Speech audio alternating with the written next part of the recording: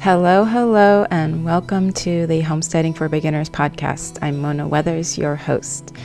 So today we're going to talk about the homesteader mindset. And we're not going to go into defining the homesteader mindset. It's more of an observation of the things that I've seen over the years, different characteristics that homesteaders have. And I hope it helps you to understand what makes a homesteader, what makes you different than, say, someone else who is just has a garden in their backyard. What makes you different, or what can you do to be more like a homesteader? Because I've been a homesteader for 20 years and I've met a lot of other homesteaders, and or 21 years or so. Anyway, I've met a lot of homesteaders, and I can see these certain characteristics that seem to be the same across the board. I'm going to share those with you, and there are several, and we will get right into it. Be sure to get the Homesteading for Beginners checklist, and that is a checklist I created to help you know what the first steps to take in your homesteading journey. It's not complicated. It's very easy to follow. You just have to make sure that you're doing the things so that you have this solid foundation for your homesteading journey. I don't want you to get into homesteading and look back and think, wow, I could have done so many things different, which is something that I've done in the past. And I want you to say, hey, you know what? I started off really strong, and I did so because I followed these steps that helped me to have a strong foundation for my journey. So I want you to be able to say that. So be sure to get the Homesteading for Beginners checklist. You can go to healthyhomesteading.com/checklist for that, or you can get the link in the show notes. There are actually 9 characteristics that I've come up with. I'm sure there's more, and I'm sure you could add based on, specific areas and people types and that sort of thing. But these are just some of the things that I've noticed, characteristics that my husband and I have from homesteading for a long time, and also the people that we've met over the years. So let's start with number 1, which is a homesteader has discovered that they want to produce more and consume less. So a homesteader that's why we start gardens.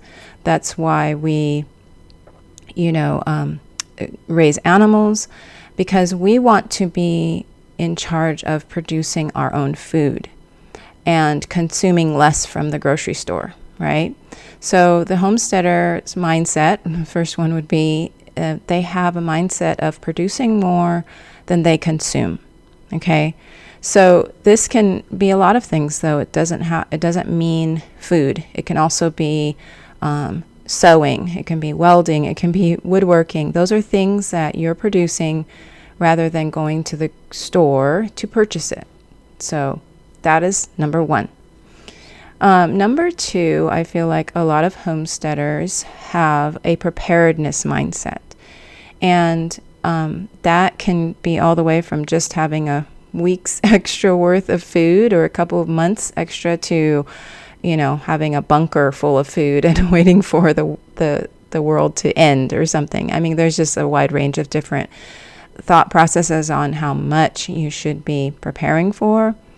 But it's still something the homesteaders believe in, preparing, either by your skills, by learning the skills necessary to provide for yourself and your family, or actually storing food. And it's my thought that homesteaders are a little bit different than preppers in that homesteaders have the skill sets for if I were to divide a prepper from a homesteader, which homesteaders can be preppers and preppers can be homesteaders. But if I were to divide the thoughts on that, is that a prepper wants to store the food in case something happens, but a homesteader wants to make sure that they know how to grow food and provide for their family if something were to happen.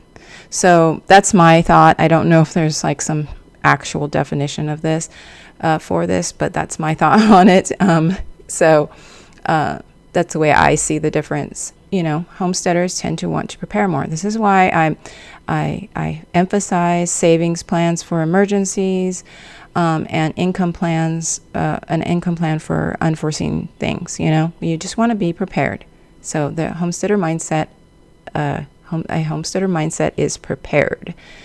Okay, and number 3 would be problem solving and resilience. So I kind of put those together because problem solvers are often resilient. So, but we could separate those, I guess. But when faced with problems, homesteaders tend to try to figure it out instead of just saying, okay, this is not working, I'm giving up.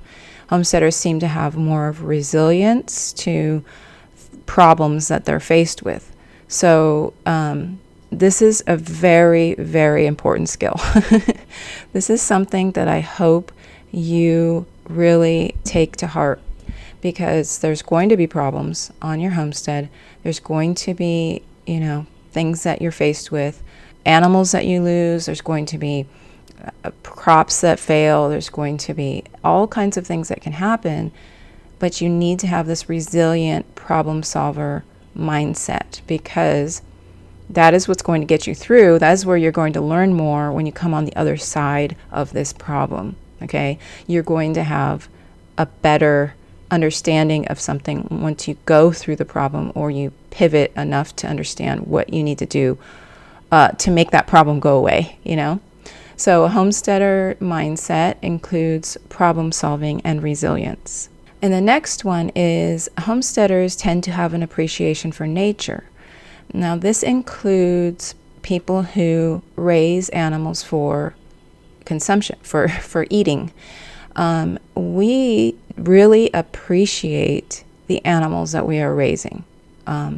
We appreciate their sacrifice. We appreciate them, and because a lot of times we've raised them from infant stage, the egg or chick or whatever. We've raised them from the time that they were babies till they're adults and ready for processing and butchering. And so that through that whole process, you can't detach all of your emotions. So what ends up happening is that you actually become very, very appreciative of their sacrifice. So that is one thing. And then also just in general, we appreciate nature because we're around nature. We garden, we see bees doing their thing, we see birds doing their thing, we witness the amazing things that are happening in nature daily, just by being around our gardens and our livestock. So homesteaders tend to appreciate nature. Maybe not more or less than anybody else, but we do appreciate nature. Okay, so the next one is homesteaders have a mindset toward skill building and mastering those skills. For instance, gardening, a lot of times people just start their garden and they just, they're very not sure and not confident, and a couple years go by and it's like they've gotten better at gardening, and they understand how the plants need to work and understand how to protect things from predators or not predators, but yeah, I guess predators, things that'll eat the garden, and insects and funguses and that sort of thing. And then each year they learn more and more until they fall so in love with the skill that they're learning that they want to master the skill. A couple weeks ago, I had my friend Adam Martin and Leslie Martin on the show. That's kind of what happened for him with beekeeping. He started beekeeping. It didn't go so well, but now he's very passionate about natural beekeeping, and he's mastering the skill of beekeeping. So a lot of times homesteaders, it's not so that you can master all of the things, but if you can master a few of the skills that you're learning, it's so wonderful, and it becomes something you're more and more passionate about because you're mastering the skill and you're teaching other people how to do the same. So you can become a teacher. Oftentimes homesteaders are teachers because they want other people to take on that skill as well. Okay, and then the next one is community oriented. Homesteaders tend to find the community that that resonates with them the most, and they build that community. This doesn't always happen. A lot of people are going, the off-grid living or just solitude and living out away from people. But in the long run, I really don't think that's healthy. If you're listening to this and you are in that place, I really highly recommend that you find a community, whether that's online or local. I do think local is very important.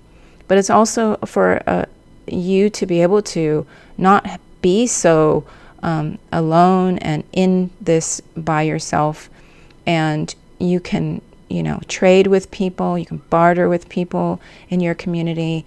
You'll have local food sources that you maybe cannot grow. And you've heard me talk about how, I really recommend you not try to do all the things. Don't try to be the farm that grows everything. Use other people's skills that they have developed and that they're passionate about, and let them be the ones that fulfill the needs that you have. So bartering and trading for, food, different livestock or vegetables in the garden. Like, you could just get really good at growing one thing or a few things, and then you can barter that with someone else. So it's so important to have community on so many levels. And so I really highly recommend, if you don't feel like this is a strength of yours, to go outside your comfort zone and try to find your community. Okay, the next one is ingenuity. I don't know how to say this the right way. Like, homesteaders tend to build things and use what they have, and just to use their mind to make their life easier. So ingenuity, like, this is a very simple one, but it came up while I was doing transplanting seedlings today. Normally, I have these seedling trays that have the 1-inch cells in them. Okay, so I have these small cells, and I've planted some flowers in these. And in the past, I've tried to take out the plant that's growing through the bottom, like pushing it out. Today, I used my brain, and I used a butter knife instead. So I slid the butter knife beside it, and then I scooped it out. So this is what I mean by ingenuity. There's all sorts of examples I could give. My husband and I have used free pallets to build several things on our homestead, and he is very ingenious. My husband has a lot of skills when it comes to taking something that is, less than in most cases, and turning it into something beautiful. And we have built a chicken coop out of pallets, or he built a chicken coop out of pallets. He built but it looks nice. Like, if you go on my Instagram at farmer_Mona and you search for my highlight on my my profile page, search for the highlight pallet coop. I think there's one that's pallet coop and pallet playhouse. So we built a playhouse for our grandkids as well. It's still not finished, but he's slowly finishing that one. But that's just something that, he's taken something that can be repurposed and built something that is, pretty nice looking. And our coop, we've had it for about 5 years now, I think, and it's solid. It is still as solid as the day he built it, and nothing can get in there really, except we did have problems with rats at one time, but I think those are gone now. But nothing really can get in there. We did have a snake once. A snake did get in there, but that was when the door was open. So we have 2 doors that are on either side. So once it's closed, nothing really can get in there. Now, of course, I've mentioned before that there are things that are small enough to get into the smallest cracks, and there are things that are big enough to get, it doesn't matter how big you create it, like bears. But for the most part, this coop is protecting our flock. Okay, and the next one is motivated, self-motivated. So we tend to not need someone else to keep us going. We've already discovered our why and why we are doing the thing, why we are homesteading. And that is enough motivation for us to keep going through those times that are difficult, through those times that we want to maybe give up. We don't give up because we know our why. We know the direction that we're going in. We want to learn our skills. We want to build a community. We want to better the world with our skills and our produce, or the things that we are producing. So that tends to be something that homesteaders have as well. And this is the last one, and it's not necessarily true of everyone, but I've noticed a few people, if I say this to them, they say, yeah, you're right. So homesteaders tend to be food snobs. And what I mean by that is that they have, because they are gardening, or because they're raising their own food, or because they're, consuming food that they've traded with someone else that is better than the average, they have developed a palate that has created this food snobbery. So what I mean, like, the honey is better when it's straight from the hive. Tomatoes are better when they're straight from the garden. Even just cucumbers and squash and all of these things that you are growing yourself or raising yourself, they taste better, for one, because they have higher, are picked at the right time where they're best to be consumed, to be eaten. And another, because you did it. Like, they taste better because you grew it. But I really do mean by this, for the most part, is that our palates change. We understand that there's more flavor in things that are grown from the garden and that are harvested at the right time. And things that are in the grocery stores are just not, doesn't matter if they're organic or not, they just are not as good. So there's this positive food snobbery that comes out of it. And I don't want anybody thinking that we become like a snob, an actual snob, where we think everyone is lesser than us. I think it's more of like, we've introduced our taste buds to this new, beautiful taste rainbow. I can't really even really describe it, but that's what came up. So some homesteaders tend to be food snobs. So especially, you can also do this with baking your own bread. Let's say that. Baking your own sourdough bread and eating that versus buying something from the grocery store that says sourdough bread, it's just not the same. So those are things as well. So those are I think it was 9. I think I said 9 things that I have noticed about homesteaders that I think if there was a definition, that those would be some characteristics added to that. If you feel like this list was good and you recognize some things about yourself in them, I think that's great. If there are some things that you think could have been added, I would just make your own list and think of these characteristics that you want to add to this list. And I also want to encourage you to take this information and possibly use it as a goal for yourself. Like you want to have the homesteader mindset, use these characteristics to help build your homesteading mindset, your homesteader mindset.